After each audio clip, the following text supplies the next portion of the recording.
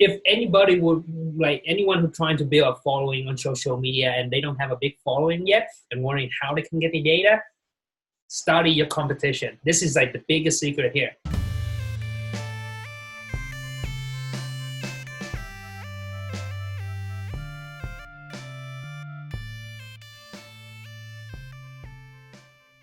Content. How did you go from 10,000 to 100,000? Did you see a change in some of your tactics? Did this require you to try something different? You were learning, so I wonder how your mentality changed and how your tactics changed at that next level. Yeah.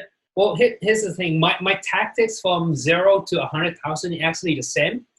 From 0 to 100,000, all I did was posting the stuff that I'm interested in, something that I enjoy.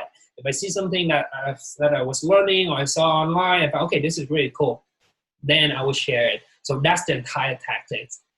And it works because, it works because I sort of pay attention to what kind of content people like a little bit, and I just share those kind of content. And also, I just be consistent with the algorithm. Like, I understand it's the learning process. When I understand how the Instagram algorithm works, I just keep doing the things that Instagram likes me to do and be consistent with it. Because, the thing with Instagram is that they want users to come back to the platform every single day to use the platform, because that's how they make money, right? So they want users to keep coming back, and they want people to be addicted. And Facebook actually hire a team to make Facebook and Instagram more addicting for the users so that they keep coming back. And actually the key way to do that is to actually have good content on the platform. To have new content, not just good content, but new content every single day. So for users to come back every day, they need to be new content. Otherwise, if they come back, there's nothing interesting, people are not going to come back. So Instagram and Facebook, they want more content.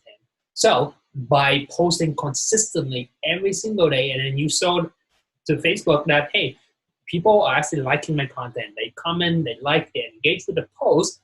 Instagram will be like, okay, this account is helping us making more money by getting the user to keep coming back. I should send more people there. Exactly. Let's send more people to them. So that's all I did. I just be consistent, post every single day, create content that people actually engage with, which takes, time to learn and educate, to understand consumer and people on social media, try to understand what kind of things they engage with.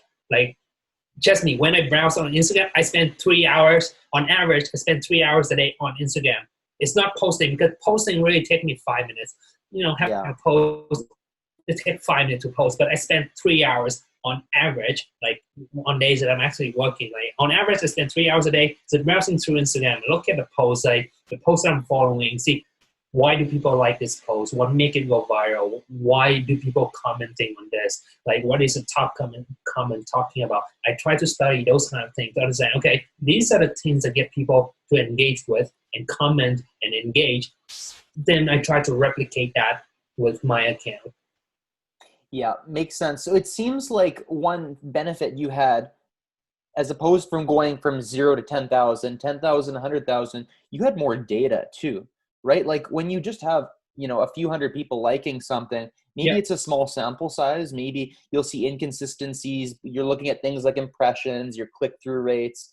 I would imagine just the more data, the more you know, right? I always like to talk about Netflix. Netflix, of course, their original episodes are amazing now because they have all the data of all the viewers, and they probably know that if I put, Natalie Portman with Tom Hanks, random example, that it's going to be a good show because people that like this person and like that person and like this genre are viewed this many times. Like it's no surprise when you make a good piece of content nowadays, whether you're Netflix or whether you're David Dang, because you have the data. Would you agree? Yeah, the data, I think that's the crucial. But the cool thing is that you don't have to have a big following to have those data. You can actually access the data from your competition. So I guess if anybody anyone who's trying to build a following on social media and they don't have a big following yet and wondering how they can get the data, study your competition. This is like the biggest secret here. So first, identify your target audience. Who is it that you want to attract, right? Identify that, and then find out where they're hanging out on Instagram right now, what kind of accounts they are following, and what kind of content those accounts are posting that get your target audience to follow those accounts. Study them. Like, that's where you get the data. Yeah. Yeah, it makes sense. And sometimes I've noticed you can look for an arbitrage too. Like you see a small account that has one piece of content that is really widely viewed. Sometimes you see a spike like that, right? Where everything's getting only 100 likes, all of a sudden one post has 1,000 likes. Yep. You know, what Exactly. did that post do that's interesting and it stands out? So that totally makes sense.